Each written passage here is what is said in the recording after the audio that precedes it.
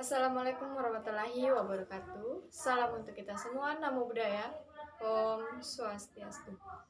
Perkenalkan, nama saya Niputu Astrini dengan NIM 220404501061 dari Prodi Bimbingan dan Konseling. Di sini saya akan menjelaskan materi profesi pendidikan. Profesi pendidikan terdiri atas 14 topik.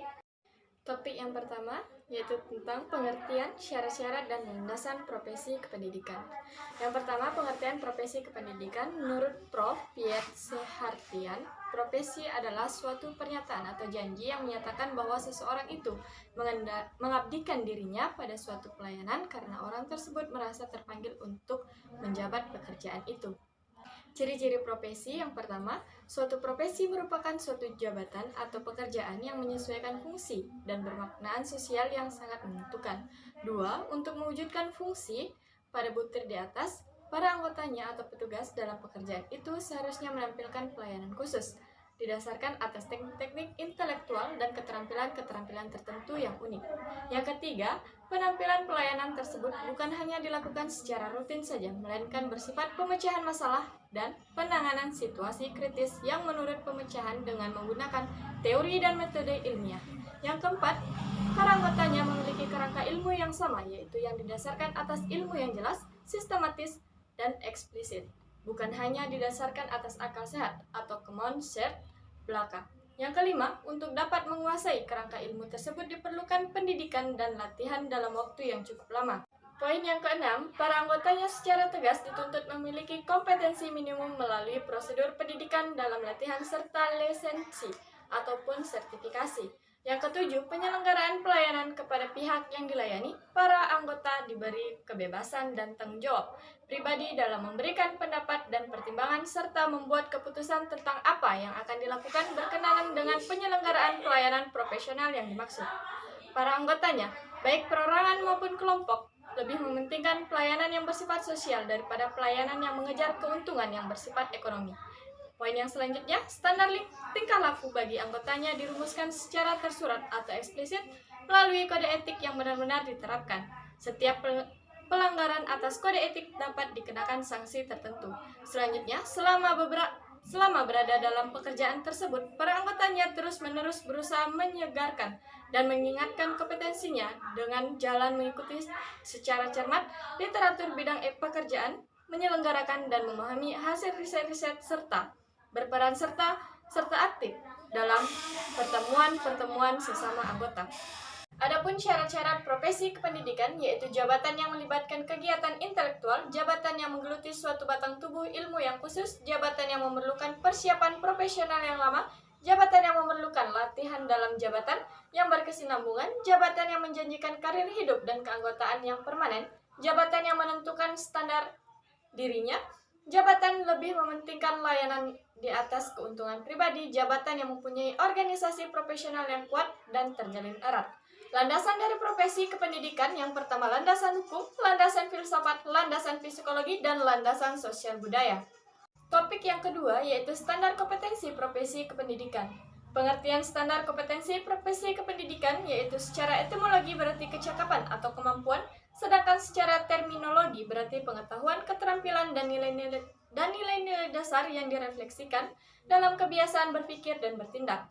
Definisi lain menyatakan bahwa kompetensi adalah pengetahuan, keterampilan, dan kemampuan yang dikuasai oleh seseorang yang telah menjadi bagian dari dirinya, sehingga ia dapat melakukan perilaku-perilaku kognitif dan psikotraumatik dengan sebaik-baiknya. Dalam Standar Nasional Pendidikan, penjelasan pasal 28 ayat 3 butir C, dikemukakan bahwa yang dimaksud dengan kompetensi profesional adalah kemampuan penguasaan materi pembelajaran secara luas dan mendalam yang memungkinkan membimbing peserta didik memenuhi standar kompetensi yang ditetapkan dalam Standar Nasional Pendidikan.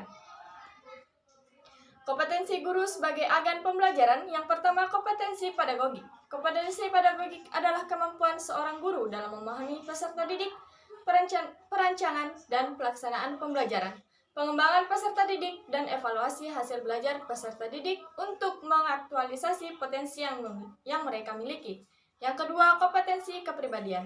Kompetensi kepribadian adalah kemampuan personal yang dapat mencerminkan kepribadian seseorang yang dewasa, arif dan berwibawa, mantap, stabil, berakhlak mulia, serta dapat menjadi teladan yang baik bagi peserta didik. Yang ketiga, kompetensi sosial, yaitu kemampuan yang dimiliki oleh seorang guru untuk berkomunikasi dan bergaul dengan tenaga kependidikan, peserta didik, orang tua, dan masyarakat di sekitar sekolah. Yang keempat, kompetensi profesional, yaitu penguasaan terhadap materi pembelajaran dengan lebih luas dan mendalam, mencakup penguasaan terhadap materi kurikulum, mata pelajaran, dan substansi ilmu yang menaungi materi pembelajaran dan menguasai struktur serta metodologi keilmuannya. Topik yang ketiga yaitu strategi perkembangan profesi kependidikan. Yang pertama, strategi pengembangan profesi guru adalah rencana dan sasaran untuk mewujudkan proses kegiatan menyesuaikan keterampilan profesional guru dengan kebutuhan mengajar dan mendidik. Strategi pengembangan profesi kependidikan ada pendidikan dan pelatihan yang terdiri atas pelatihan in the house. Pelatihan in the house adalah pelatihan yang dilakukan secara internal oleh kelompok kerja guru, sekolah, dan badan lain dengan tujuan untuk memberikan pelatihan. Yang selanjutnya, program magang. Program magang adalah pendidikan yang dilaksanakan di dunia usaha dan industri terkait dengan meningkatkan kompetensi profesional seorang guru. Selanjutnya, kemitraan sekolah. Pelatihan kemitraan sekolah dapat dilakukan antar sekolah negeri dan swasta. Yang selanjutnya, pembelajaran jarak jauh. Pelatihan pembelajaran jarak jauh dapat dilakukan melalui sistem pelatihan melalui internet dan lain-lain tanpa mengirim instruktur atau peserta pelatihan ke lokasi tertentu. Lulusan pelatihan profesional, jenis pelatihan ini dilakukan di lembaga pelatihan bersensi dan programnya terdiri dari tahap tingkat pemula, menengah, dan lanjutan. Selanjutnya, kursus singkat di universitas dan lembaga pendidikan lainnya. Dan pembinaan internal oleh sekolah. Pembinaan internal dilakukan oleh pemimpin sekolah dan guru. Pendidikan berkelanjutan alternatif lain untuk meningkatkan kualifikasi dan keterampilan guru adalah pengembangan profesional guru melalui pendidikan berkelanjutan. Yang kedua, bukan pendidikan dan pelatihan yang terdiri dari diskusi, seminar, workshop, pelatihan, penulisan buku, pembuatan media pembelajaran, pembuatan karya teknologi atau seni. Tujuan dari pengembangan profesi kependidikan yang pertama, meningkatkan keterampilan sosial. Yang kedua, kebutuhan untuk membantu staf pendidik dalam rangka mengembangkan kepribadiannya secara luas. Yang ketiga, kebutuhan untuk mengembangkan dan mendorong keinginan guru dan mendorong kehidupan pribadinya. Topik yang keempat, yaitu rasional tantangan profesionalitas. Profesionalitas guru berasal dari kata profesi yang artinya suatu bidang pekerjaan yang ingin atau akan ditekuni oleh seseorang. Secara etimologis, istilah profesi berasal dari bahasa Inggris, yaitu profession, atau bahasa Latin profocus, yang artinya mengakui, adanya pengakuan, menyatakan mampu atau ahli dalam melakukan suatu pekerjaan. Sedangkan secara terminologi, profesi berarti suatu pekerjaan yang mempersyaratkan pendidikan tingkat pelakunya yang ditekankan pada pekerjaan mental, yaitu adanya persyaratan pengetahuan teoretis sebagai instrumen untuk melakukan perbuatan praktis, bukan pekerjaan manual. Prinsip profesionalitas guru dalam Undang-Undang Guru dan Dosen Pasal 7 ditegaskan bahwa profesi guru dan profesi dosen merupakan bidang pekerjaan khusus yang dilaksanakan berdasarkan prinsip sebagai berikut. Yang pertama, memiliki bakat, minat, panggilan jiwa, dan idealisme. Yang kedua, memiliki komitmen untuk meningkatkan mutu pendidikan, keimanan, ketakwaan, dan keakhlak muliaan. Yang ketiga, memiliki kualifikasi akademik dan latar belakang pendidikan sesuai dengan bidang tugasnya. Yang keempat, memiliki kompetensi yang diperlukan sesuai dengan bidang tugas. Selanjutnya, memiliki tanggung jawab atas pelaksanaan tugas keprofesionalan, memperoleh penghasilan, dan ditentukan sesuai dengan potensi kerja, memiliki kesempatan untuk mengembangkan keprofesionalitas secara berkelanjutan dengan belajar sepanjang hayat, memiliki jaminan perlindungan hukum dan melaksanakan tugas keprofesionalan, dan memiliki organisasi yang mempunyai kewenangan mengatur hal-hal yang berkaitan dengan tugas keprofesionalitasan guru.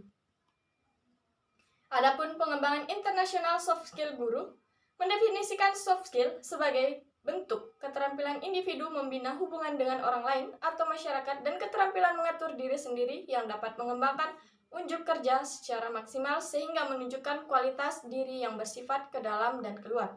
Soft skill juga didefinisikan kemampuan yang dimiliki seseorang yang tidak bersifat kognitif tetapi lebih bersifat efektif yang memudahkan seseorang untuk mengerti kondisi psikologis diri sendiri, mengatur ucapan, pikiran, dan sikap serta perbuatan yang sesuai dengan norma masyarakat, berkomunikasi, dan berinteraksi dengan lingkungannya. Topik yang kelima yaitu jenis-jenis profesi dan tugas serta tanggung jawab profesi kependidikan. Jenis profesi kependidikan, tenaga pendidik merupakan seluruh komponen yang terdapat dalam instansi atau lembaga pendidikan yang tidak hanya mencakup guru saja, melainkan keseluruhan yang berpartisipasi dalam pendidikan. Dilihat dari jabatannya, tenaga kependidikan dibedakan menjadi 3, yaitu tenaga struktural, fungsional, dan teknis kependidikan. Tugas dan kewajiban profesi kependidikan, guru memiliki tugas yang baik yang terikat dengan dinas maupun di luar dinas. Dalam bentuk pengabdian, apabila kita kelompokkan menjadi 3 guru, yakni tugas dalam bidang profesi meliputi mendidik, tugas guru dalam bidang kemanusiaan di sekolah harus menjadi dirinya sendiri sebagai orang tua kedua, tugas guru dalam bidang kemasyarakatan, dan terakhir, Mulyasya 2002 187 menegaskan bahwa tugas guru yang paling utama adalah mengkondisikan lingkungan belajar yang menyenangkan agar dapat membangkitkan rasa ingin tahu semua peserta didik sehingga timbul minat dan nafsu untuk belajar. Dalam Undang-Undang Republik Indonesia Nomor 20 Tahun 2003 tentang Sistem Pendidikan Nasional Pasal 39 Ayat 1 dan 2 dinyatakan bahwa yang pertama, tenaga kependidikan bertugas melaksanakan administrasi, pengelolaan, pengembangan, pengawasan, dan pelayanan teknis untuk menunjang proses pendidikan pada satuan pendidikan. Yang kedua, pendidik merupakan tenaga profesional yang bertugas melaksanakan proses pembelajaran, nilai hasil pembelajaran, melakukan pembimbingan dan pelatihan, serta penelitian dan pengabdian pada masyarakat, terutama bagi pendidik pada perguruan tinggi. Tanggung jawab profesionalitas seorang pendidik, yaitu guru harus menuntut siswa belajar, turut membina kurikulum sekolah, melakukan pembinaan terhadap diri siswa atau kepribadian, watak, dan jasmani, memberikan bimbingan kepada siswa agar siswa mampu mengenal dirinya sendiri, memecahkan masalahnya sendiri, atau diagnosa atas kesulitan-kesulitan belajar, dan mengadakan penilaian atas kemajuan belajar siswa. Topik yang keenam yaitu etika profesi kependidikan. Etika berasal dari kata etimologi yang artinya atau dari bahasa Yunani ethos yang berarti kanker, watak, kesusilaan, atau adat kebiasaan. Sebagai suatu subjek, etika akan berkaitan dengan konsep yang dimiliki oleh individu ataupun kelompok untuk menilai apakah tindakan-tindakan yang telah dikerjakannya itu salah satu benar, buruk, atau baik. Macam-macam etika dalam profesi kependidikan, yaitu etika deskriptif dan etika normatif. Etika secara umum atau berbicara mengenai kondisi dasar bagaimana manusia bertindak secara etis, bagaimana manusia mengambil keputusan etis, teori-teori etika dan prinsip-prinsip moral yang menjadi pegangan bagi manusia dalam bertindak serta tolak ukur dalam menilai baik dan buruknya suatu tindakan. Adapun etika secara khusus merupakan penerapan prinsip-prinsip moral dasar dalam bidang kehidupan yang khusus. Etika khusus dibagi menjadi 2. Yang pertama, etika individual, yang itu menyangkut kewajiban dan sikap manusia terhadap dirinya sendiri. Yang kedua, etika sosial, yaitu berbicara mengenai kewajiban, sikap, dan pola perilaku manusia sebagai anggota umat manusia. Kode etik profesi keguruan merupakan norma atau asas yang disepakati dan diterima oleh guru-guru Indonesia sebagai pedoman sikap dan perilaku dalam melaksanakan tugas profesi sebagai pendidik, anggota masyarakat, dan warga negara. Tujuan dari kode etik yaitu untuk menjunjung tinggi martabat profesi, untuk menjaga dan memelihara kesejahteraan para anggotanya, untuk meningkatkan pengabdian para anggota profesi, untuk meningkatkan mutu profesi, dan untuk meningkatkan mutu organisasi profesi. Kode etik guru pada peraturan perundang-undangan, dan selanjutnya rumusan kode etik guru Indonesia. Kode etik guru Indonesia dapat dirumuskan sebagai himpunan nilai-nilai dan norma-norma profesi guru yang tersusun dengan baik dan sistematis dalam suatu sistem yang atuh dan bulat. Kode etik guru Indonesia. Guru Indonesia yang berjiwa Pancasila dan setia pada Undang-Undang Dasar 1945. Turut bertanggung jawab atas terwujudnya cita-cita Proklamasi Kemerdekaan Republik Indonesia 17 Agustus 1945. Oleh sebab itu, guru Indonesia terpanggil untuk menunaikan karyanya mempedomani dasar-dasar sebagai berikut. Yang pertama, guru berbakti membimbing peserta didik untuk membentuk manusia Indonesia seutuhnya yang berjiwa Pancasila. Yang kedua, guru memiliki dan melaksanakan kejujuran profesional. Yang ketiga, guru berusaha memperoleh informasi tentang peserta didik sebagai bahan melakukan bimbingan dan pembinaan. Yang keempat, guru menciptakan suasana sekolah sebaik-baiknya dan menunjang berhasilnya proses belajar mengajar. Yang kelima, guru memelihara hubungan baik dengan orang tua murid dan masyarakat sekitarnya untuk membina peran serta rasa tanggung jawab bersama atas mendidik. Yang keenam, guru secara pribadi dan bersama-sama mengembangkan dan meningkatkan mutu dan bermartabat profesinya. Yang ketujuh, guru memelihara hubungan seprofesi, meningkatkan kekeluargaan dan kesetiakawan sosial.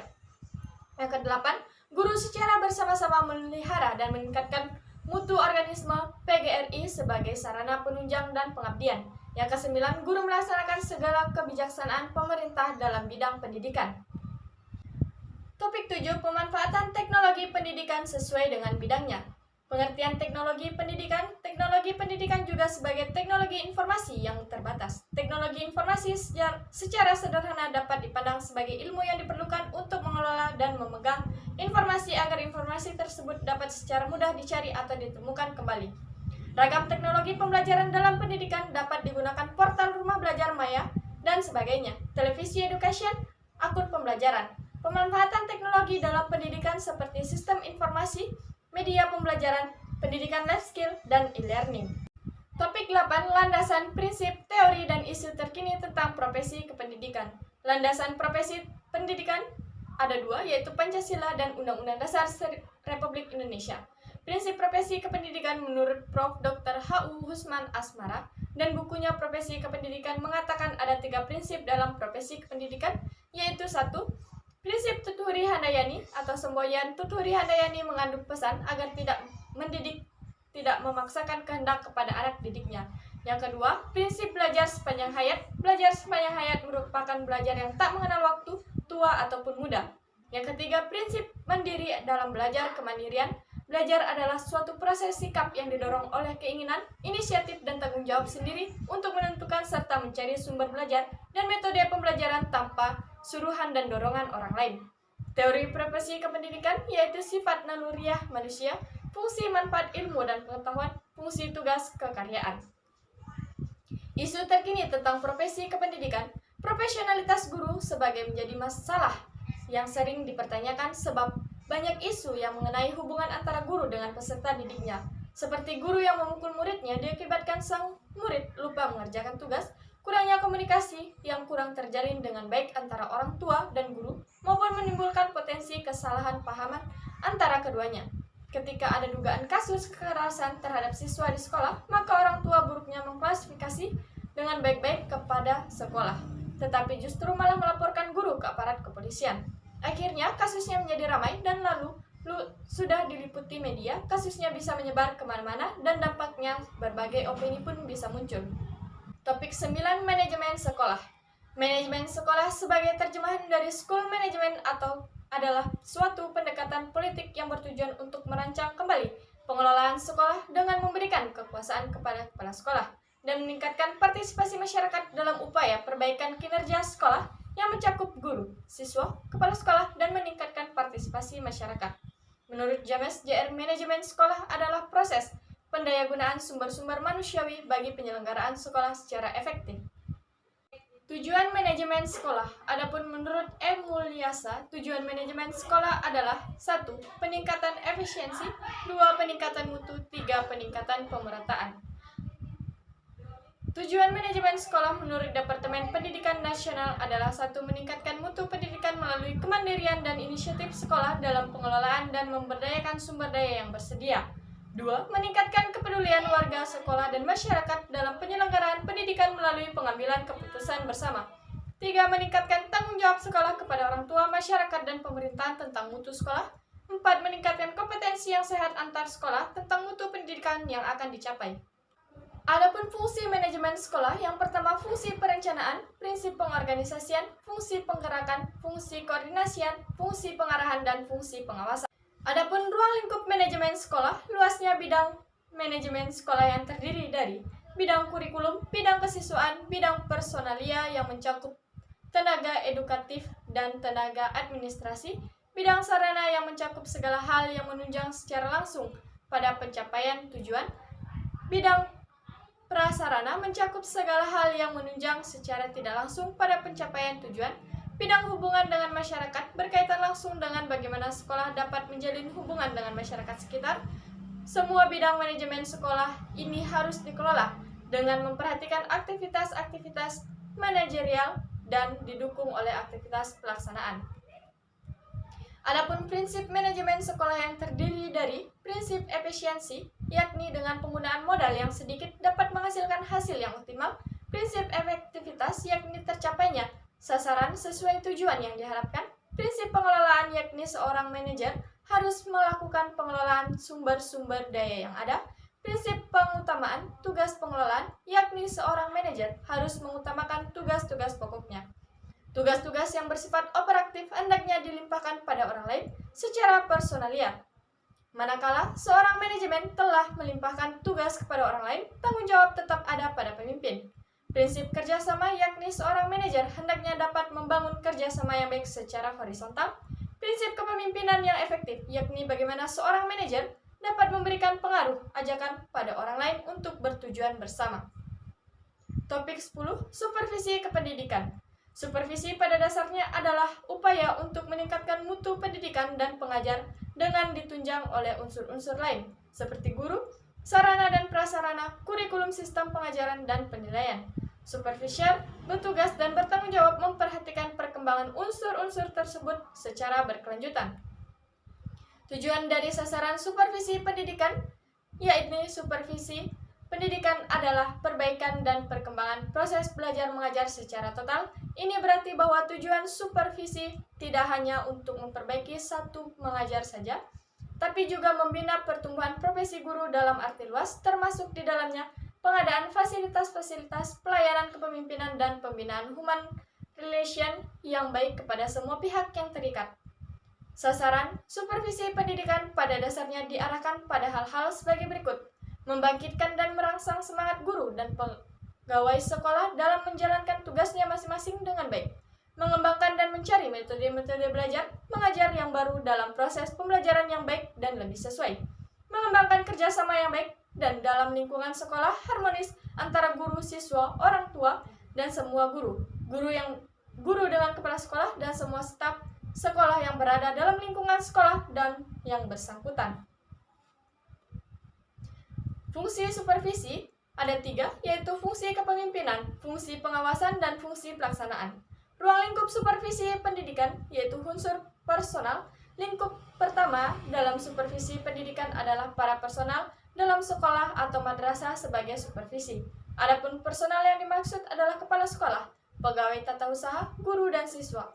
Yang kedua, unsur material. Hal-hal pokok yang perlu disupervisi terhadap material dan sarana fisik lainnya adalah ketersediaan ruangan untuk perpustakaan, laboratorium, ruang praktek ibadah, aula, dan lain-lain. Pengelolaan dan perawatan terhadap fasilitas tersebut di atas pemanfaatan buku-buku teks pokok dan buku-buku penunjang. Yang ketiga, unsur operasional adalah aktivitas operasi atau kegiatan yang bertujuan untuk meningkatkan mutu pendidikan. Peran supervisi menurut Rifai 1982 berperan dalam 7 macam. Yang pertama, supervisi sebagai kepemimpinan, supervisi sebagai inspeksi, supervisi sebagai peneliti, supervisi sebagai latihan dan bimbingan, supervisi sebagai sumber dan layanan, supervisi sebagai koordinasi, supervisi sebagai evaluasi. Topik 11. Organisasi profesi pendidik dan tenaga pengajar. Organisasi adalah suatu perserikatan manusia dari 2 orang ataupun lebih. Di dalamnya terdapat struktur serta ketentuan dan sistem kegiatan kerja dalam menanggapi tujuan bersama. Profesi dapat dimaksud sebagai suatu pekerjaan yang dicoba sebagai aktivitas pokok dalam menciptakan nafkah hidup serta yang mengandalkan suatu kemampuan. Tujuan dari manfaatkan organisasi yang pertama untuk meningkatkan dan mengembangkan pekerjaan anggotanya, untuk meningkatkan dan mengembangkan kemampuan anggotanya, untuk meningkatkan dan mengembangkan kewenangan profesional anggota, untuk meningkatkan dan mengembangkan serta melindungi martabat anggotanya agar terhindar dari perlakuan yang semena-mena atau manusiawi, meningkatkan dan mengembangkan kesejahteraan anggotanya, baik itu kesejahteraan batiniah maupun lahiriah. Hubungan pendidik dengan tenaga kerja kependidikan. Hubungan antara pendidik dan tenaga kerja kependidikan dapat digambarkan dalam bentuk spektrum tenaga kependidikan berikut. Mariso 1994. Tampak sekalipun pendidik atau guru yang akan berhadapan langsung dengan peserta didik, namun ia tetap memerlukan dukungan dari para tenaga pendidik lainnya, sehingga ia dapat melaksanakan tugasnya dengan baik, karena pendidik akan mengalami kesulitan dalam melaksanakan tugasnya apabila berada dalam konteks yang hampa. Tidak ada aturan yang jelas, tidak didukung sarana prasarana yang memadai, tidak dilengkapi dengan pelayanan dan sarana, perpustakaan serta sumber belajar lain yang mendukung. Karena itulah, pendidik dan tenaga kependidikan memiliki peran dan posisi yang sama penting dalam konteks penyelenggaraan pendidikan atau pembelajaran. Karena itu pula, pada dasarnya baik pendidik maupun tenaga kependidikan memiliki peran dan tugas yang sama, yaitu melaksanakan berbagai aktivitas yang berujung pada terciptanya kemudahan dan keberhasilan siswa dalam belajar, terencana dan bertujuan. Peran dan fungsi tenaga kerja kependidikan. Sekolah dan madrasah ada beberapa sebagai kepala sekolah, madrasah, guru, siswa, dan tenaga kependidikan termasuk tenaga administrasi sekolah atau madrasah. Semua peran sama pentingnya dan saling mendukung untuk mencapai tujuan sekolah atau madrasah. Peran memiliki sejumlah harapan terutama kewajiban, tanggung jawab, dan hak. Peran kadang-kadang berkonflik dengan kepribadian. Peran tenaga administrasi sekolah atau madrasah adalah sebagai administrator, personal, dan sosial. Peran kepala tenaga administrasi sekolah atau madrasah adalah sebagai administrator, personal, sosial, dan manajer. Peran sebagai administrator memiliki sub-peranan sebagai kolektor, reporter, programmer, diskator, kalkulator, sender, advisor, komunikator, dan karakter. Peran sebagai manajer memiliki subperan sebagai planner dan evaluator. Fungsi tenaga kependidikan berdasarkan Undang-Undang 14 tahun 2007 yaitu sebagai agen pembelajaran untuk meningkatkan mutu kependidikan nasional, pengembangan ilmu pengetahuan, teknologi, dan seni, serta pengabdi kepada masyarakat. Dalam menjalankan peran serta fungsinya secara profesional, tenaga kependidikan harus memiliki kompetensi yang disyaratkan baik oleh peraturan pemerintah maupun kebutuhan masyarakat lainnya. Yang pertama, pendidik harus memiliki kualifikasi minimum dan sertifikasi sesuai dengan jenjang kewenangan mengajar, sehat jasmani, rohani, serta memiliki kemampuan untuk mewujudkan tujuan pendidikan nasional. Yang kedua, pendidik untuk pendidikan formal pada jenjang pendidikan usia dini, pendidikan dasar, pendidikan menengah, dan pendidikan yang dihasilkan oleh perguruan tinggi yang terakreditasi. Topik 12 mengenai bimbingan dan konseling. Bimbingan dan konseling. Secara etimologis, bimbingan dan konseling terdiri dari dua kata, yaitu bimbingan dan konseling. Dalam praktiknya, bimbingan dan konseling merupakan suatu kesatuan kegiatan yang tidak dapat dipisahkan. Bimbingan yang diberikan oleh pembimbing kepada individu dan semua orang dapat melakukannya. Konseling yaitu suatu proses pengentasan masalah. Jadi bimbingan dan konseling adalah suatu proses bantuan yang diberikan oleh konselor kepada konseli untuk menyelesaikan permasalahan melalui pertemuan tatap muka. Tujuan dari bimbingan dan konseling yaitu untuk membantu siswa dalam mengembangkan potensinya, untuk membantu siswa dalam menemukan jalan keluar masalah. Landasan bimbingan dan konseling yaitu landasan filosofis yang biasa bermakna cinta dan kebijaksanaan, landasan religius yaitu bagi layanan bimbingan dan konseling tidaknya ditekankan pada 3 pokok, yaitu keyakinan bahwa manusia dan seluruh alam semesta adalah makhluk Allah Subhanahu wa Ta'ala, sikap yang mendorong perkembangan dan perkehidupan manusia berjalan ke arah dan sesuai dengan kaidah-kaidah agama. Landasan psikologi merupakan tingkah laku individu. Yang keempat, landasan sosial budaya merupakan landasan yang dapat memberikan pemahaman kepada konselor tentang dimensi kesosialan dan dimensi kebudayaan sebagai faktor yang mempengaruhi terhadap perilaku individu. Yang kelima, landasan ilmiah dan teknologi. Landasan bimbingan dan konseling merupakan kegiatan profesional yang memiliki dasar-dasar keilmuan, baik yang menyangkut teori, kemampuan prakteknya, pengetahuan tentang bimbingan dan konseling, disusun secara logis dan sistematis, dengan menggunakan berbagai metode seperti pengamatan, wawancara, analisis dokumen, prosedur tes, inventor, dan analisis laboratorium dituangkan dalam bentuk laporan penelitian, buku teks, dan tulisan-tulisan ilmiah lainnya. Yang terakhir, landasan pedagogis. Bimbingan dan konseling identik dengan pendidikan. Artinya, ketika seseorang sedang melakukan praktik bimbingan dan konseling, berarti ia sedang mendidik. Adapun asas-asas dalam bimbingan dan konseling yaitu asas kerahasiaan, asas kesukarelaan, asas keterbukaan, asas kekinian, asas kemandirian, asas kegiatan, asas kedinamisan, asas keterpaduan, asas kenormatifan, asas keahlian, asas alih tangan kasus, dan asas tuthuri handayani. Segi pelayanan bimbingan dan konseling yaitu dari segi fungsi pertama, fungsi pemahaman yaitu pemahaman tentang masalah klien, tidak hanya mengenali dari diri klien itu sendiri, tetapi pemahaman yang menyangkut latar belakang pribadi klien, kekuatan dan kelemahannya, serta kondisi lingkungan klien. Kedua, fungsi pencegahan yang berfungsi untuk klien tidak memasuki ketegangan atau gangguan dalam hidupnya. Ketiga, fungsi pengentasan. Konselor bukan ditugaskan untuk menyelesaikan masalah dengan menggunakan unsur fisik yang berada di luar diri klien, tapi menyelesaikan dengan menggunakan kekuatan yang ada dalam diri klien sendiri. Keempat, fungsi pemeliharaan yang dilaksanakan melalui berbagai peraturan kegiatan dan program. Selanjutnya, segi sasaran. Dari segi sasaran terdapat individual dan kelompok pengembangan kehidupan individual, yaitu membantu peserta didik dalam memahami, menilai, dan mengembangkan potensi dan kecakapan, bakat dan minat, serta kondisi sesuai dengan karakteristik kepribadian dan kebutuhan dirinya sendiri secara nyata. Dari segi pendidikan dan karir, ada BK, pendidikan yang meliputi siswa, prestasi, pergaulan, dan lainnya, yang membantu peserta didik mengembangkan kemampuan belajar dalam rangka mengikuti pendidikan sekolah dan belajar secara mandiri. BK karir meliputi pekerjaan, motivasi, dan lain-lain. Didik dalam memahami dari segi sosial budaya, pengembangan kehidupan sosial yaitu bidang pelayanan yang membantu peserta didik dalam memahami dan menilai, serta mengembangkan kemampuan hubungan sosial yang sehat dan efektif dalam teman sebaya ataupun keluarga. Topik 13, layanan khusus. Pengertian administrasi layanan khusus. Administrasi sering juga disebut sebagai manajemen. Manajemen merupakan alat untuk mencapai tujuan yang diinginkan. Omnar Hamalik 2006, yaitu suatu kegiatan atau usaha untuk membantu, melayani, mengarahkan, atau mengatur semua kegiatan di dalam mencapai suatu tujuan.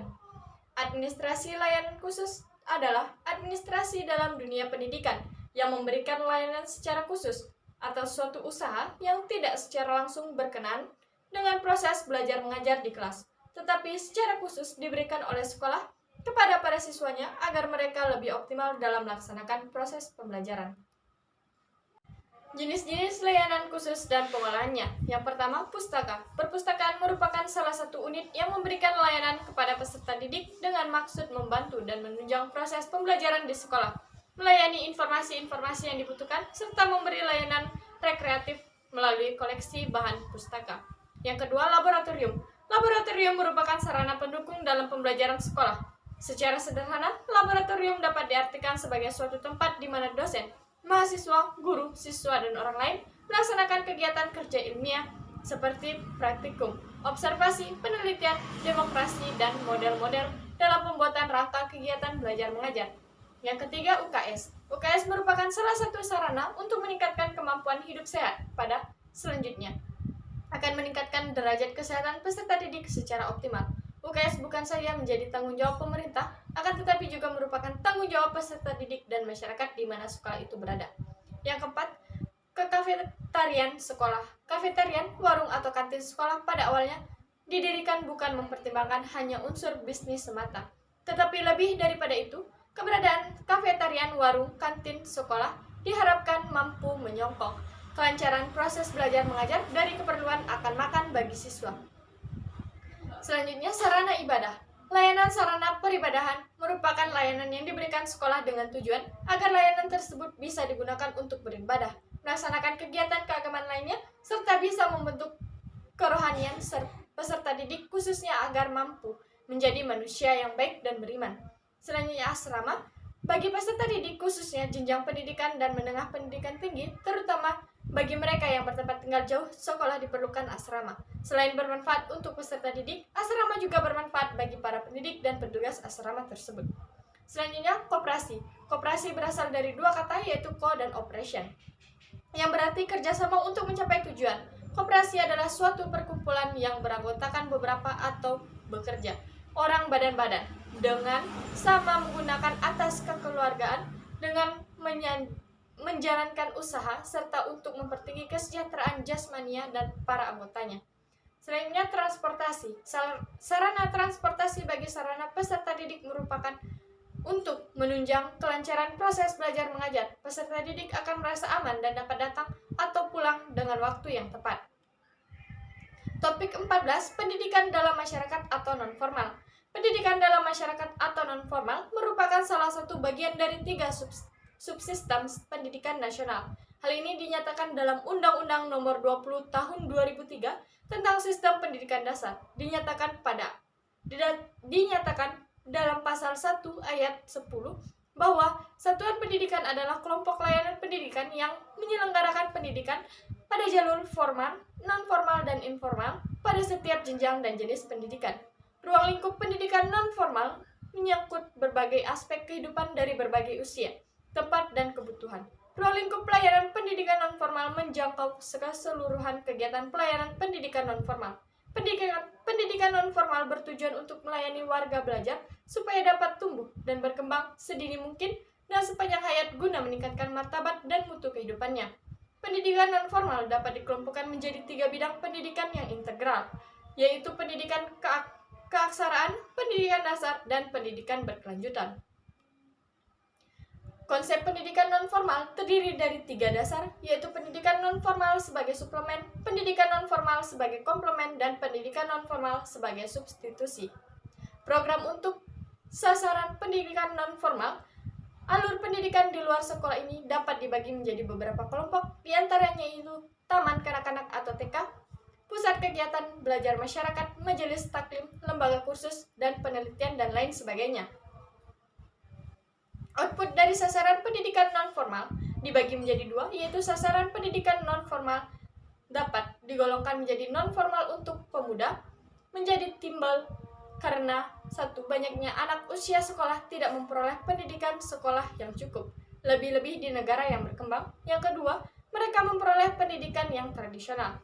Pendidikan non-formal untuk orang dewasa. Sasaran pertamanya adalah terutama para remaja dan pemuda dewasa yang belum bekerja serta belum siap bekerja karena tidak memiliki seperangkat pengetahuan, keterampilan, dan sikap yang dibutuhkan dalam dunia kerja. Sasaran kedua, mereka yang telah bekerja namun kualitas kerjanya belum memadai. Pembagian yang kedua yaitu sasaran pendidikan informal. Pendidikan informal merupakan suatu proses sepanjang hayat di mana setiap individu memperoleh sikap, keterampilan, dan pengetahuan dari pengalaman sehari-hari di lingkungannya, keluarga, media massa, di tempat bekerja, dan bahkan ketika ia bermain. Kesimpulannya bahwa output pendidikan informal dapat membentuk jiwa karakter setiap individu demi mencapai tujuan pendidikan yang ingin dicapai. Sekian materi yang saya bawakan, kurang dan lebihnya mohon dimaafkan. Terima kasih atas perhatiannya. Saya akhiri dengan ucapan wassalamualaikum warahmatullahi wabarakatuh. Namo Buddhaya, salam kebajikan. Om Santi, Santi, Santi, Om.